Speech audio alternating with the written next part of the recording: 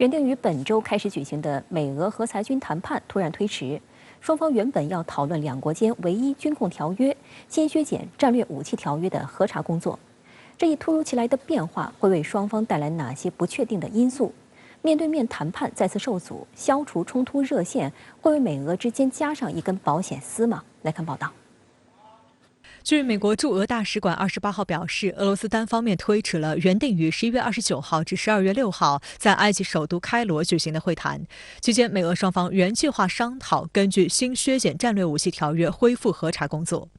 新削减战略武器条约于2010年签署，是美俄间一项关于削减核武器数量的条约。自中导条约2019年失效后，这一条约成为两国间唯一军控条约。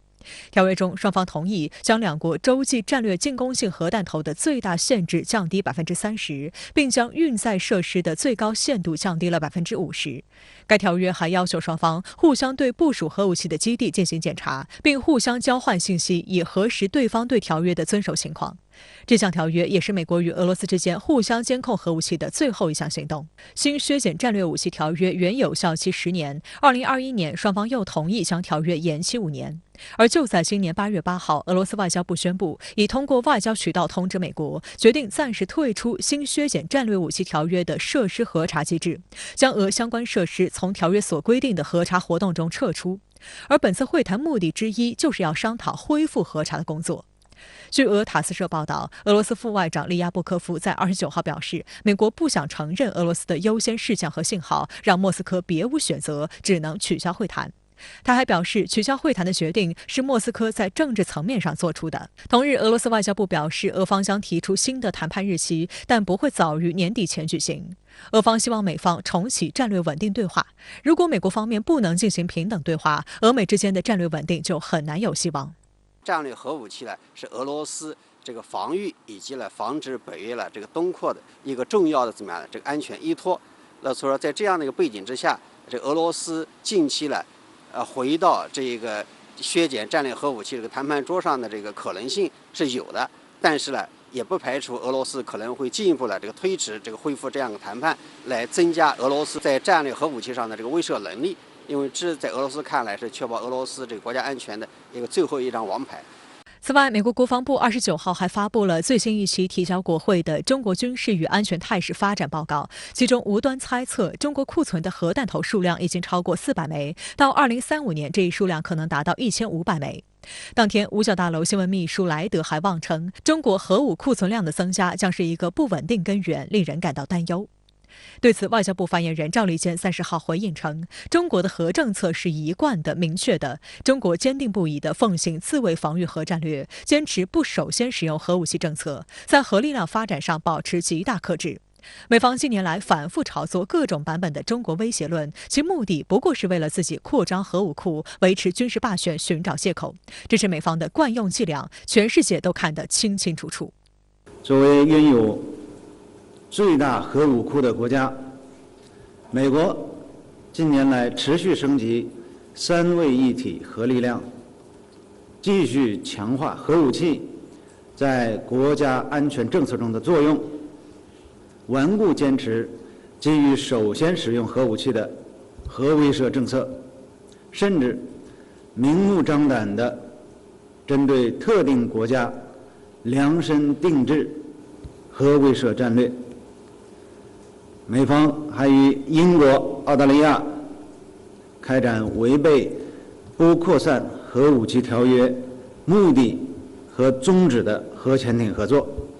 赵立坚还表示，建议大家翻翻美国自己近期发布的系列报告，看看美方在核领域都做了些什么，下一步要做些什么。美方应该做的是认真反思自己的核政策，摒弃冷战思维和霸权逻辑，停止破坏全球战略稳定，并切实承担起核裁军特殊优先责任，进一步大幅实质削减核武库，为最终实现全面彻底核裁军创造条件。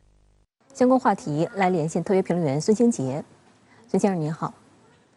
美国驻俄大使馆11月28号表示，俄罗斯单方面推迟了原定于11月29号至12月6号在埃及首都开罗举行的会谈。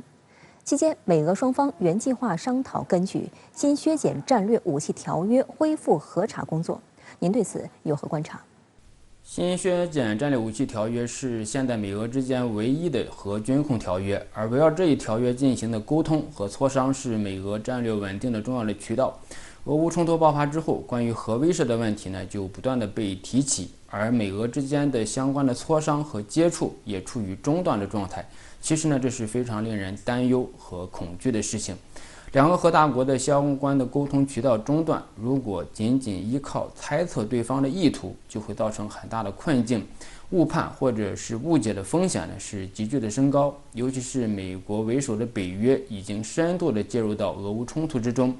北约的武器系统普遍的出现在乌克兰战场，因此呢，美俄之间就核问题进行沟通和管控就非常有必要。至少要保持两个核大国意图和相关武器信息的相对的透明，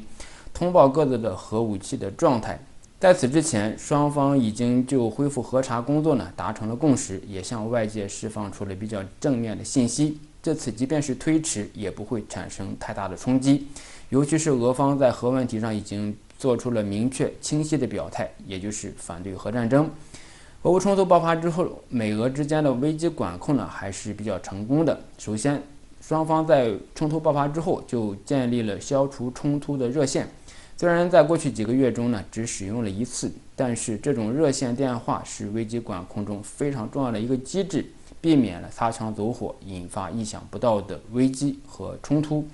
其次，俄罗斯逐渐接受和限定俄乌冲突的范围和战场。虽然梅德韦杰夫多次将矛头指向美国和北约，但是呢，俄军并没有针对美国和北约。